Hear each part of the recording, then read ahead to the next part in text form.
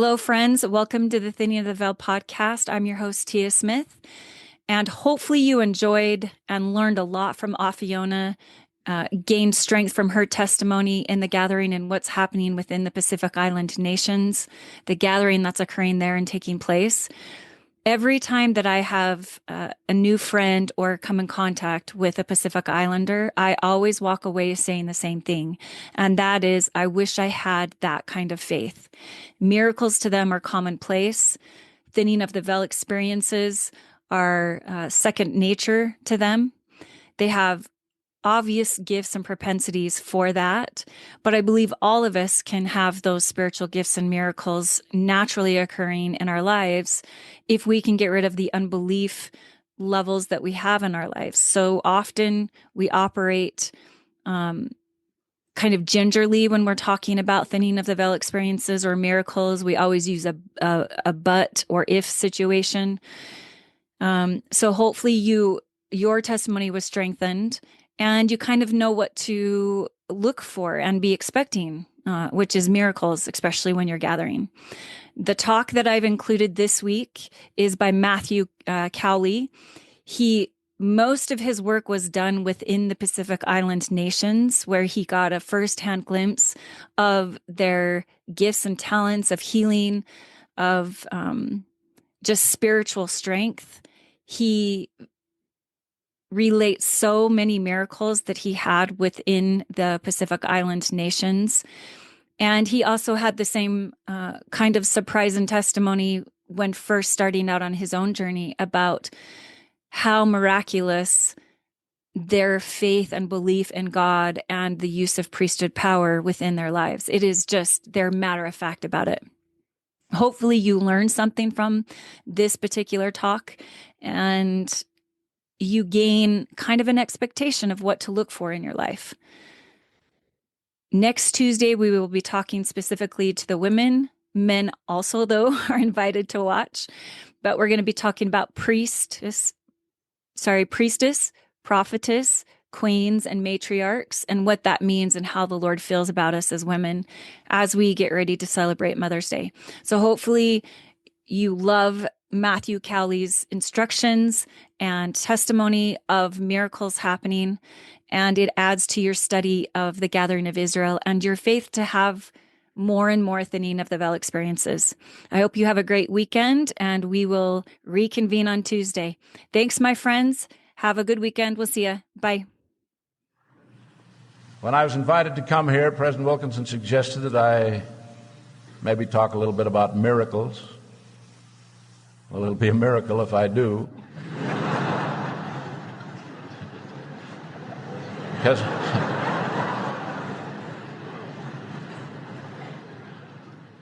I had a particular assignment when I was called to this position, or instruction from President George Albert Smith. He called me into his office one day and took hold of my hand, and while he was holding my hand and looking at me, he says, "I want to say something to you, Brother Cowley." I says, "Well, I'm willing to listen." This is just a particular suggestion to you, not to all the brethren, but to you. He said, "Never write a sermon. Never write down what you are going to say." I says, "What on earth will I do?" He says, "You tell the people what the Lord wants you to tell them while you're standing on your feet." I says, "That certainly is putting some responsibility on the Lord." But I've tried to live up to that instruction. And I've had some great experiences. And there have been times when the Lord has forsaken me.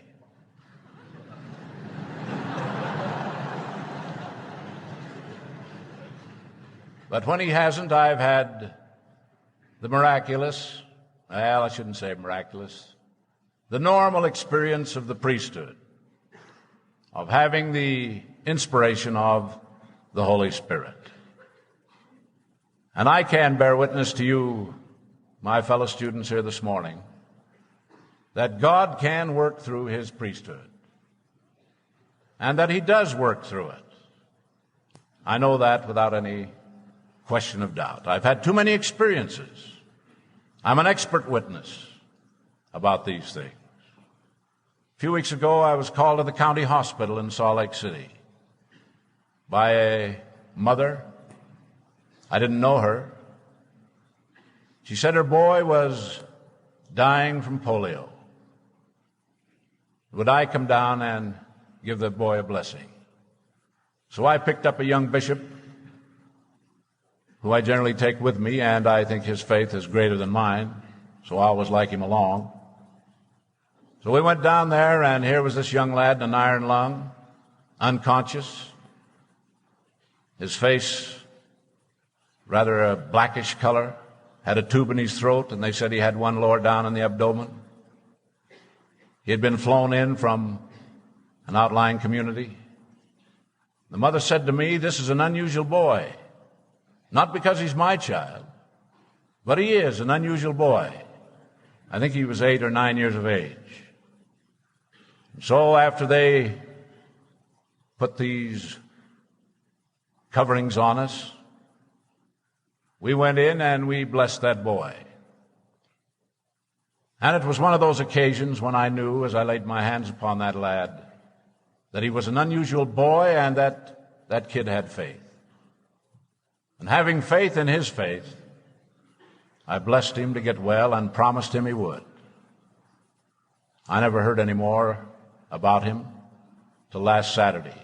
I was on my way to Murray to conference. I dropped in the county hospital and asked if I might see the lad. The nurse said, "Certainly." She says, "Walk right down the hall." As I walked down the hall, out came the boy running to meet me. And he ran up and he says, "Are you Brother Cowley?" And I said, "Yes." He says, "I want to thank you for that prayer." He said, "I was unconscious then, wasn't I?" And I said, "You certainly were." He says, "That's the reason I don't recognize you." And he says, "Come on in my room. I want to talk to you." He was an unusual boy. So we went in the room, and he still had a tube in his throat. I said, "How long are you going to have that there?" He says, 2 weeks. 2 more weeks, then I'm all well. He says, "How about another blessing?"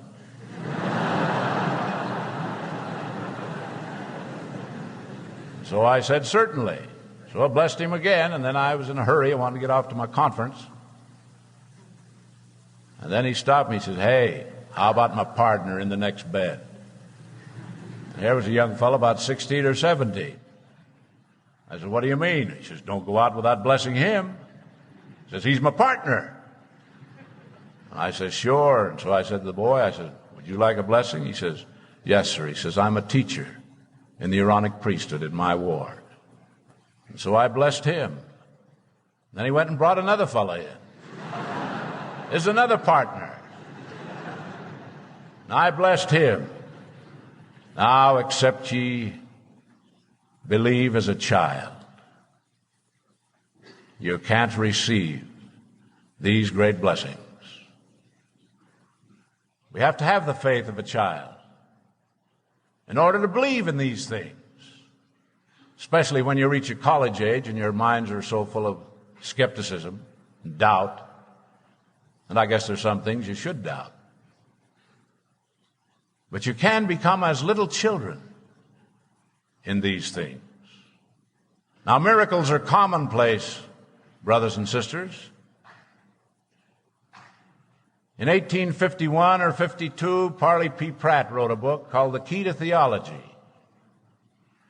In that book, he says the day would come, these are not his words, but he said, in effect, the days would come when man would not be satisfied with going along the surface of the earth at the rate of 60, 70, 80, or 90 miles an hour, but he would use the air and go at the rate of 1,000 miles an hour.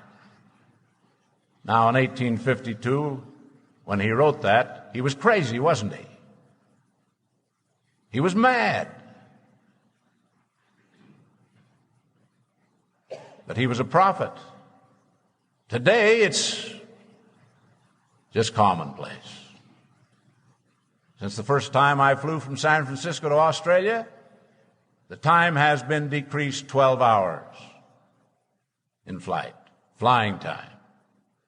I see in the paper where they're going to have a jet plane from Vancouver to Tokyo, Japan, which will require 8 hours to go between those distant points. Now, are they miracles? No, they're just commonplace. Just commonplace. The boy prophet went into the grove and prayed. Young lad, simple faith. He opened up his heart to God. He apparently reached out and got under his control by his prayer, the proper channel. And God and the Son came down and appeared to him. A few weeks ago, I sat in my front room and had Dwight Eisenhower come right into my front room. I saw him sworn in as President of the United States. I saw the parade down Pennsylvania Avenue, better than the people who were standing right there at the side of the avenue, trying to see the parade over other people's shoulders. All right in my own front room. Same thing in millions of homes. Now there was no wire connecting me or my home with Washington, D.C. Just these channels or whatever Brother Fletcher and others call them out here. Airwaves, whatever they are. But through those channels, I brought into my home the President of the United States and the inaugural ceremonies. If I'd have told you that would be done, if I'd have told you 25 years ago that would be done in this year 1953, I know what you would have told me.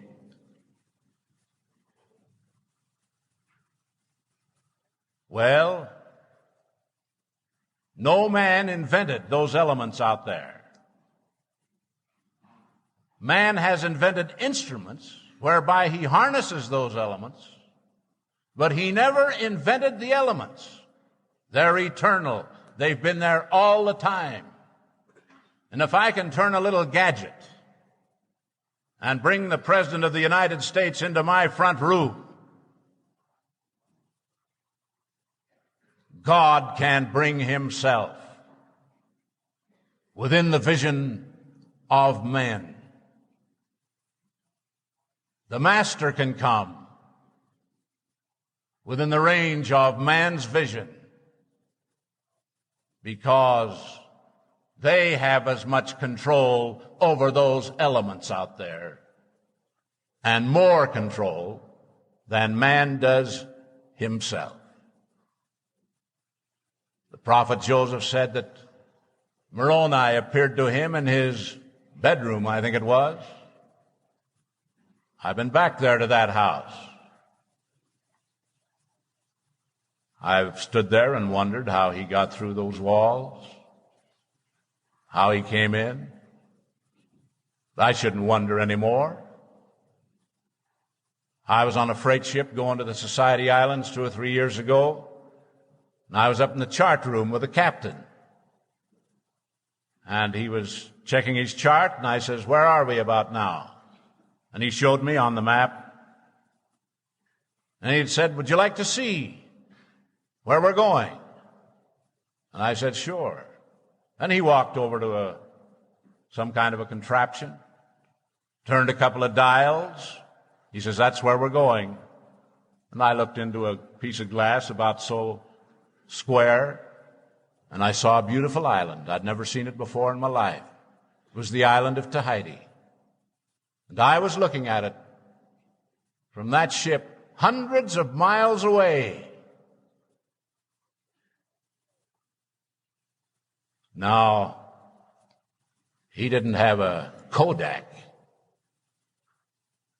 with a large telescopic lens taking a picture of Tahiti and showing me the proof and the print.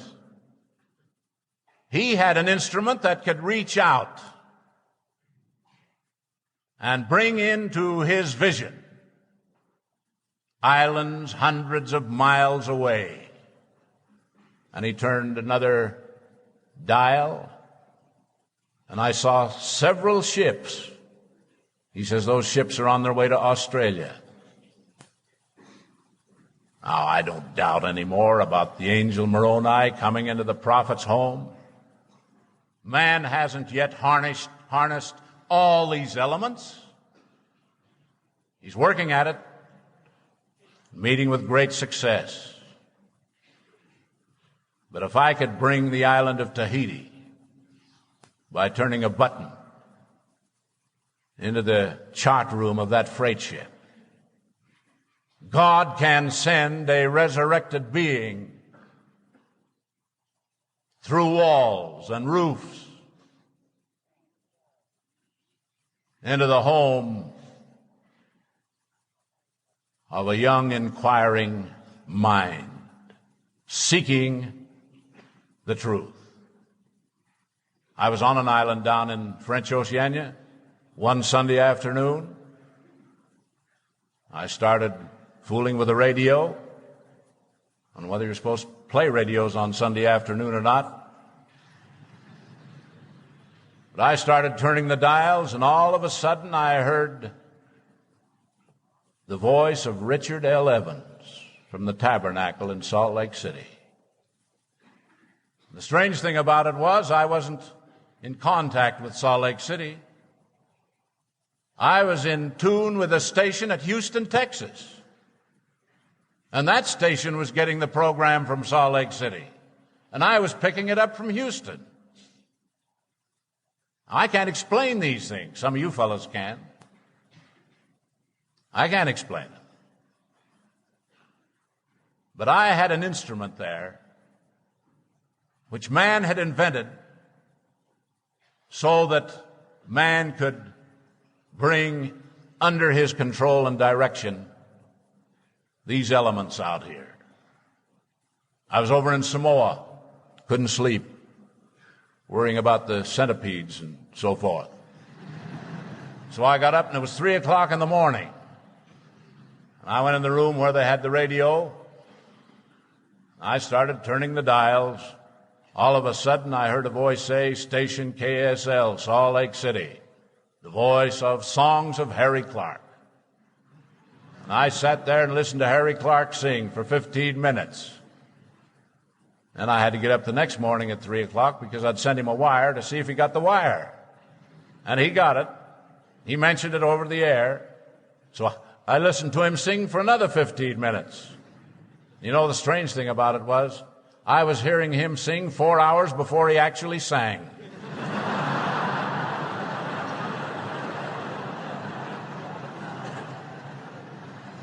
And you talk about miracles.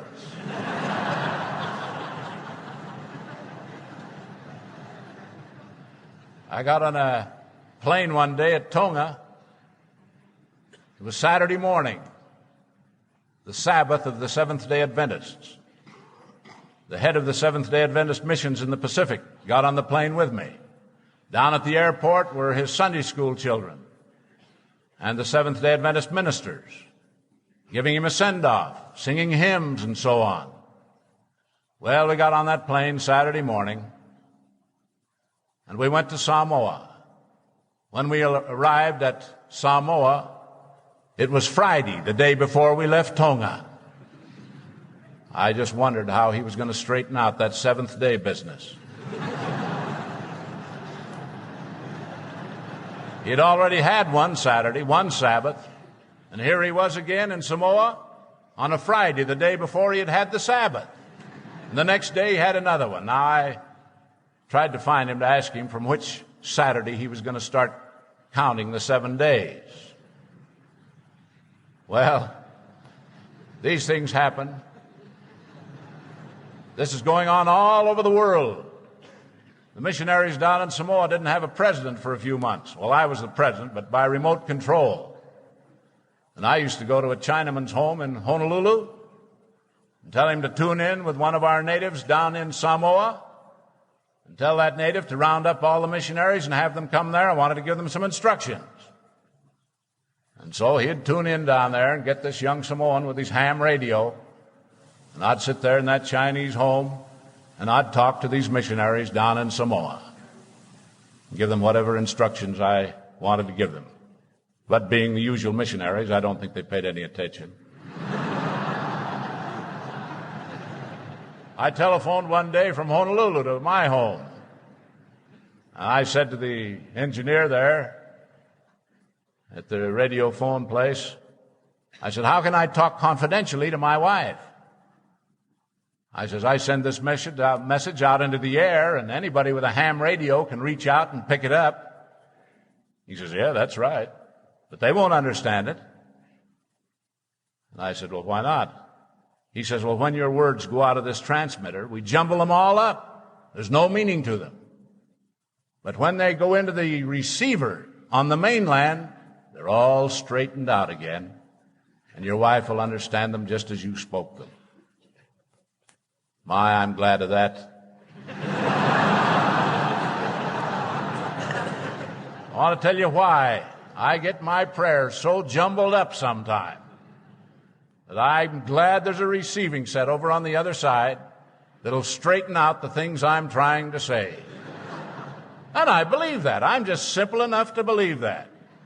I'm simple enough to believe that if man can talk to man across the ocean and across the world with these instruments, that man can talk to God, that God has as much power as man, as much control over the elements.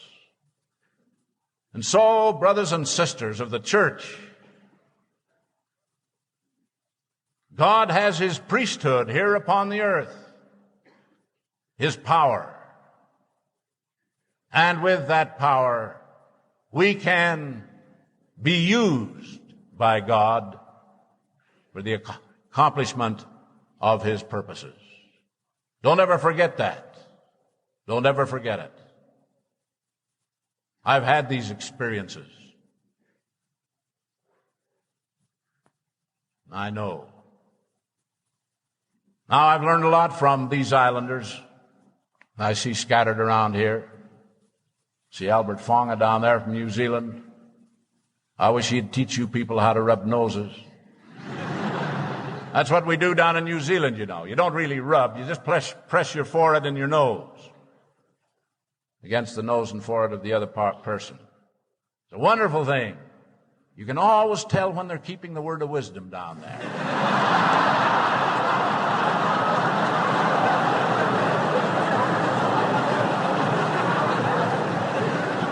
All you have to do is walk up and greet them and sniff a little bit, and you've got them. You've got them. Be a good practice to have over here. Maybe even with some of our BYU students. So if I ever come up to one of you someday and say I'd like to rub noses with you, you'll know I'm suspecting something. Well, these natives, you know, live close to God. They have some kind of power. I guess it's because they just accept miracles as a matter of course. They never doubt anything. They used to scare me. Someone would come up and say, Brother Cowley, I've had a dream about you. I'd say, don't tell me. Don't tell me. I don't want to hear about it. Oh, it was a good one. All right, tell me. Tell me. And they'd tell me something. Now, I remember when President Rufus K. Hardy passed away, First Council of 70. I was walking along a street in one of our cities in New Zealand. One of our native members came up, a lady. She said to me, President Hardy's dead. I said, is that so? Have you received a wire? No, I know. I received the message, but I haven't received any wire. But she says, he's dead, I know. Well, I always believe them when they tell me those things. When I got back to headquarters, I wasn't there long, and here came a cablegram, said President Hardy passed away the night before. But she knew that without any cablegram. She told me about it. I got out of my car once in the city and thought I'd do some window shopping, have a little rest from driving. I walked around. Finally, I went around a corner, and there stood a native woman and her daughter. And the mother said to the daughter, what did I tell you? I said, what's going on here? And the daughter said, Mother said if we'd stand here for 15 minutes, you'd come around the corner. Now, she didn't have any radio set with her, except one down in here, where they get the impressions. After President Hardy died, we had a memorial service for him. I'll never forget the native who was up speaking, saying what a calamity it was to the mission to lose this great New Zealand missionary who could do so much for them as one of the authorities of the church. And he was talking along that line, and all of a sudden he stopped and he looked around at me and he says, wait a minute, there's nothing to worry about. Not a thing to worry about. When President Cowley gets home, he'll fill the first vacancy in the Council of the 12 Apostles, and we'll still have a representative among the authorities of the church. And then he went on talking about President Hardy again. Well, I arrived home the following September. The 1st of October, I filled the first vacancy in the Quorum of the 12. Now, did that just happen by chance? Oh, I might have thought so if it had been one of you white Gentiles that had prophesied that. But not from the blood of Israel. Oh, no, couldn't deny it. Couldn't doubt it. Couldn't.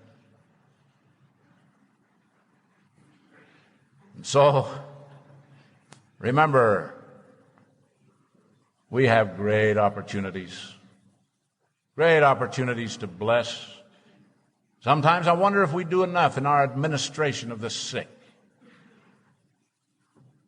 You know, when the disciples tried to cast out a dumb spirit, they couldn't do it. Or they didn't do it. The Master came along, and he immediately cast out the dumb spirit.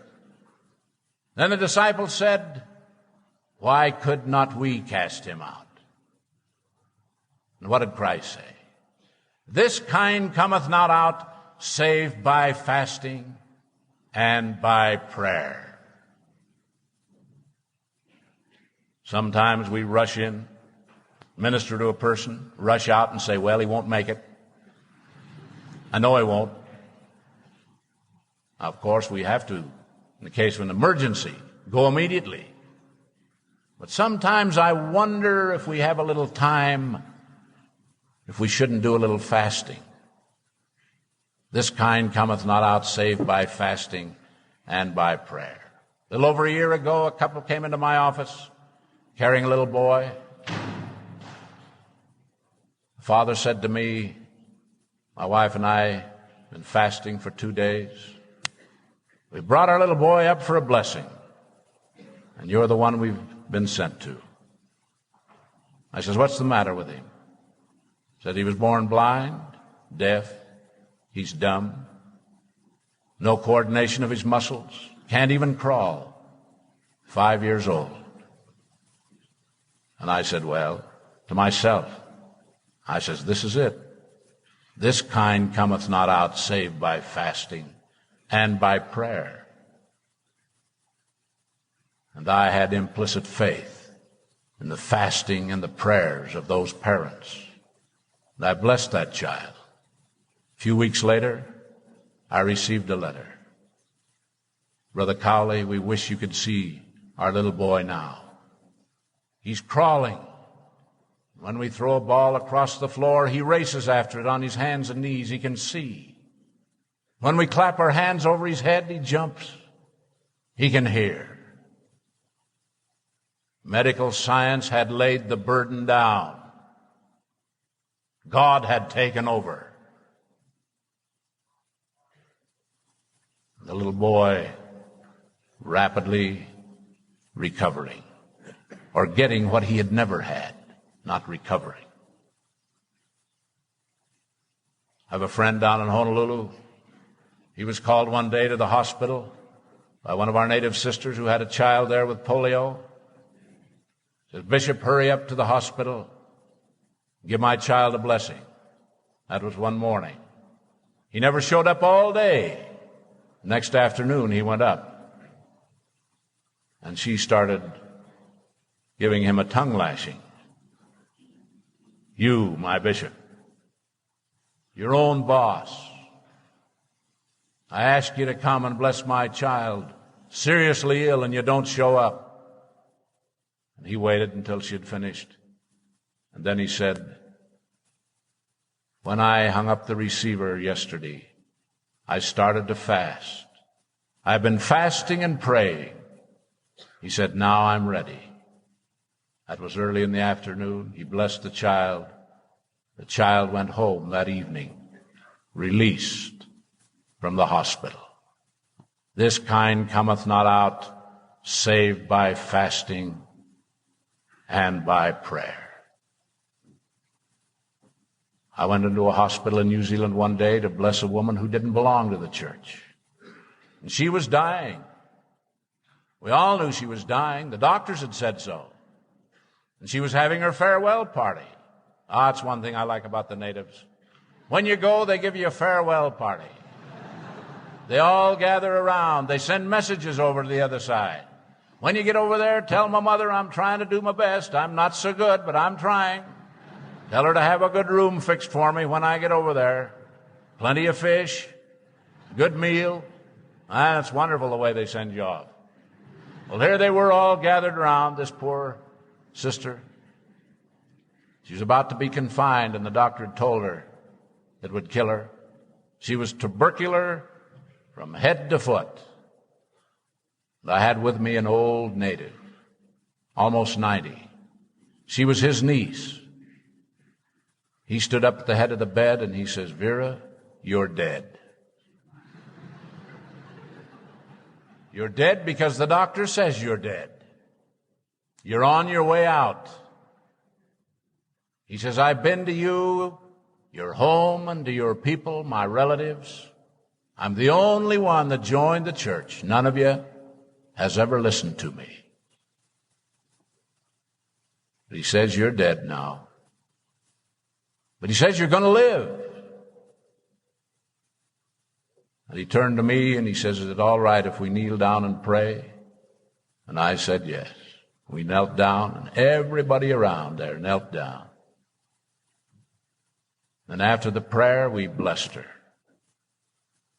The last time I was in New Zealand, she had had her 5th child.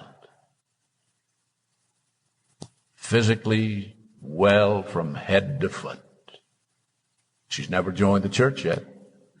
That's the next miracle I'm waiting for. There. Well, now this is just psychological effect, isn't it? There's nothing to this priesthood business. It's only psychological effect. But where was the psychological effect on that little boy in the county hospital that was so unconscious he didn't even know we were praying over him? Wasn't even conscious of what we were doing. I was called to a home in a little village in New Zealand one day. There the Relief Society sisters were preparing the body of one of our saints. To place his body out in front of the big house, as they call it, where the people come to wail and weep and mourn over the dead. And in rushed the dead man's brother. He says, administer to him. The young native said, why, we shouldn't do that. He's dead. You do it. So this same old man that I had with me when his niece was so ill, he was there. And the younger native got down on his knees and he anointed this man. And this great old sage, he got down and he blessed him. He commanded him to arise. You should have seen the Relief Society sisters scatter. He sat up and he said, send for the elders. I don't feel very well.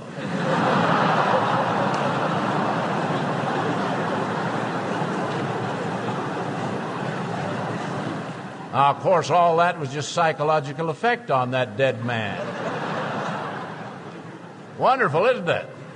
This psychological effect business. Well, we told him he had just been administered to, and he says, that was it. He says, I was dead. He says, I could feel life coming back into me just like a blanket unrolling. Now, he outlived the brother that came in and said, administer to him. I've told the story about the little baby, 9 months old, was born blind. Father came up with him one Sunday and said, Brother Cowley, our baby hasn't been blessed yet. We'd like you to bless it. I said, why have you waited so long? Oh, I just didn't get around to it. That's the native way. I like that. Just don't get around to doing things. Why not live and enjoy it? I said, all right, what's the name? So he told me the name, and I was just going to start. He said, by the way, give him his vision when you give him the name. He was born blind. Well, I shocked me. Then I said to myself, why not? Why not? Christ said to his disciples when he left them, greater things than I have done shall you do. And I had faith in that father's faith. And after I gave that child its name, I finally got around to giving it its vision. That boy's about 12 years old now.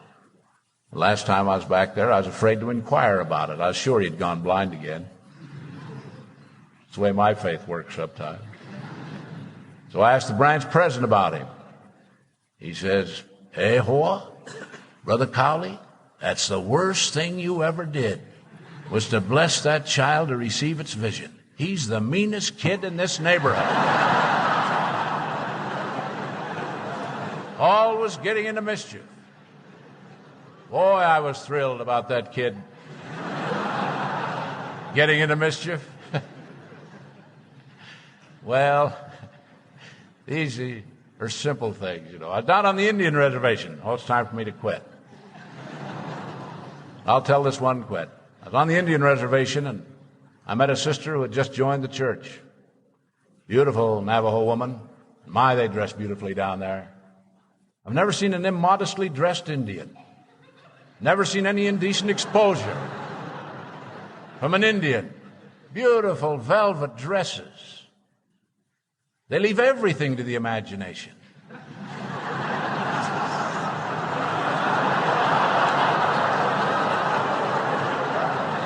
Modesty, my, it's wonderful.